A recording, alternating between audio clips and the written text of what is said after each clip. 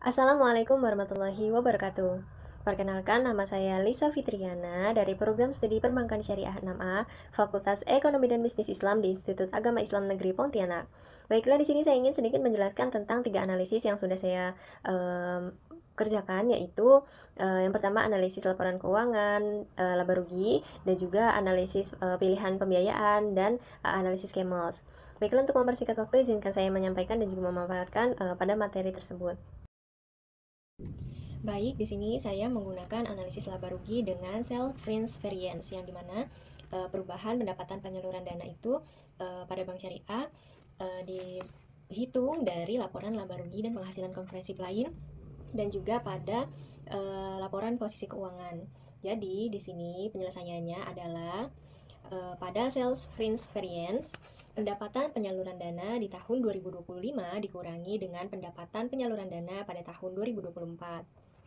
Hasilnya itu setelah dikurang, contoh ya teman-teman, di sini kan di tahun 2025 pendapatan penyaluran dananya sebesar 22.236.535 dikurangi dengan pendapatan penyaluran dana 2024 senilai 19.295.656 rupiah, sehingga memperolehlah hasil 2.940.879, yang artinya di sini maka peningkatan pendapatan dari pembiayaan memberikan tambahan berupa laba. Yang selanjutnya itu saya menggunakan metode kedua pada cost fringe variance, yang dimana perubahan kenaikan beban bagi hasil jika pada bank syariah. Jadi, saya menghitungnya itu menggunakan bagi hasil untuk kepemilikan dana investasi 2025 dikurangi dengan bagi hasil untuk pemilik dana investasi 2024. Jadi, saya mengambil pada laporan laba rugi dan penghasilan komprehensif lainnya. Untuk periode 2025, pendapatan pada bagi hasil untuk pemilik dana investasi 2025 itu sebesar Rp6.897.414.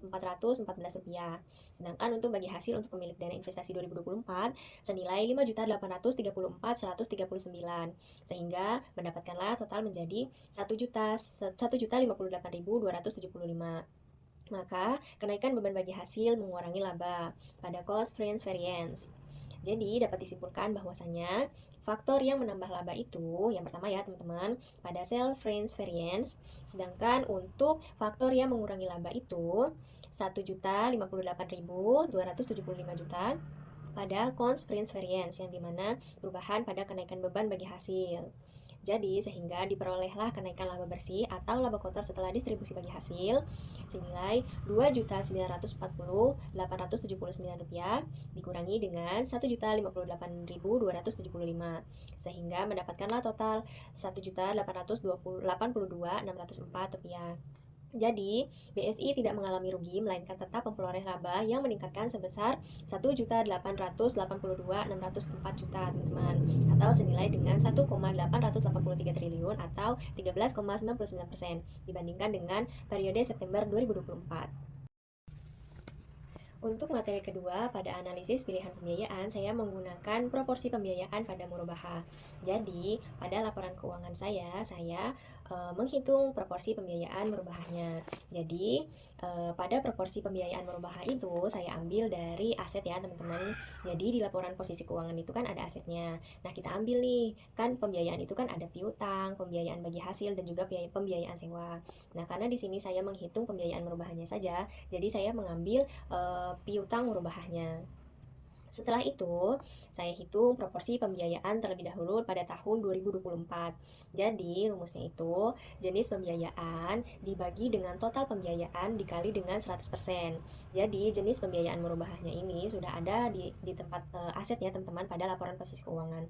Jadi, karena kita menghitung pada tahun 2024, jadi kita mengambil nilainya pada tahun 2024 dulu ya, teman-teman. Senilai Rp143.652.233 ya, teman-teman. Setelah itu, setelah kita mendapatkan jenis pembiayaan murabahahnya, kita hitung lagi total pembiayaan. Nah, tadi kan saya sudah bilang ya, pada total pembiayaan itu, pada laporan keuangan saya di bagian aset nih, laporan posisi keuangan, pembiayaannya itu terdiri dari piutang, pembiayaan bagi hasil, dan juga pembiayaan sewa. Nah, jadi total piutang ditambah total pembiayaan bagi hasil ditambah dengan pembiayaan sewa. senilai Rp277.860.941. Nah, setelah kita dapat jenis pembiayaan murbaha dan juga total pembiayaannya, setelah kita bagi, kita kalikan dengan 100%. Jadi, jenis pembiayaan murbaha tadi senilai 143.652.233 dibagi dengan total pembiayaan senilai Rp277.860.941. Setelah kita tahu hasilnya, kita kalikan dengan 100%. Jadi, proporsi pembiayaan 2024 senilai 51,70%. Sedangkan untuk proporsi pembiayaan 2025-nya sama ya, teman-teman. Kita ambilnya juga di laporan keuangan pada tabel aset. Setelah itu kita lihat tahun 2025 senilai Rp146.098.197. Setelah itu, kita cari nih total pembiayaannya pada tahun 2025. Tadi kan total pembiayaannya itu dari total piutang, dari total pembiayaan bagi hasil dan juga pembiayaan sewa. Setelah kita jumlah, dapatlah kita 300.268.542. Yang dimana hasil dari jenis pembiayaan murabahahnya itu pada tahun 2025 dibagi dengan total pembiayaan 2025 senilai 48,66%. Baik, untuk yang selanjutnya itu pada materi ketiga, yaitu analisis Kemmels.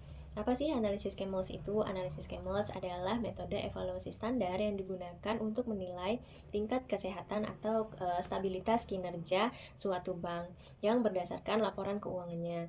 Jadi, fungsi dari analisis Kemmels itu yang pertama untuk meningkatkan nilai tingkat kesehatan pada bank tersebut. Yang kedua itu mengidentifikasi kekuatan serta kelemahan pada bank tersebut dan juga membantu pengambilan keputusan dan pengawasan agar kinerja bank itu tetap baik. Baiklah, untuk mempersingkat waktu lagi, pada analisis Kemmels ini saya menggunakan perhitungan yang pertama itu FDR, yang kedua itu ROA. Baik, yang pertama dulu untuk FDR itu saya mengambil total pembiayaan. Setelah total pembiayaan, saya mengambil liabilitasnya, yaitu pada giro, tabungan, deposito, dan juga dana pihak ketiga. Jadi, perhitungan FDR ini saya menggunakan rumus pembiayaan dibagi dengan dana pihak ketiga. Dana pihak ketiga itu dari mana? Dari giro, dari tabungan, dan juga deposito. Gironya ini dari dana simpanan wadiah dan juga dana investasi non profit sharing. Sedangkan untuk tabungannya itu saya juga mengambil dari dana simpanan wadiah dan juga dari dana investasi non profit sharing, serta depositonya itu saya mengambil dari dana investasi non profit sharing. Baiklah, saya menghitung FDR pada tahun 2024-nya dulu ya. Jadi pembiayaan itu yang tadi sudah saya jelaskan, pembiayaan itu saya ambil dari laporan posisi keuangan yang ada di aset. Jadi total pembiayaan itu berasal dari piutang, pembiayaan bagi hasil, dan juga pembiayaan sewa. Jadi dapatlah nominal 277.860. Setelah mendapatkan FDR pada tahun 2024 dan juga 2025, sekarang kita menghitung pada ROA.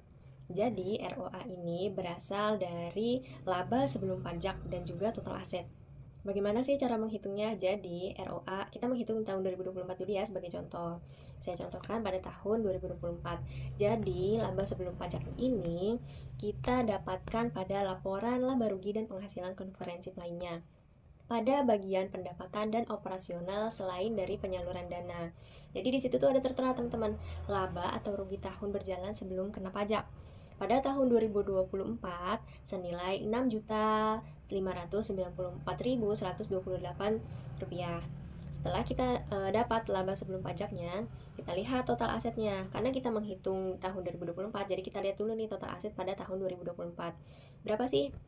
Senilai Rp408.613.432, yang dimana setelah kita dapat laba sebelum pajaknya dan juga total aset, kita gunakan rumus laba sebelum pajak dibagi dengan total aset dikalikan dengan 100%. Nah, kita jumlahkan ya.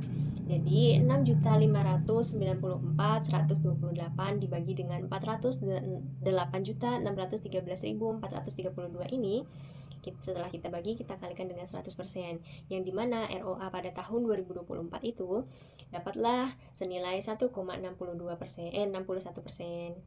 Jadi, kesimpulan dari 3 analisis yang sudah saya ambil itu, hasil ketiga analisis tersebut menunjukkan bahwa PT Bank Syariah Indonesia (TBK) memiliki kinerja keuangan yang cukup baik dan juga mengalami perkembangan positif pada tahun 2025.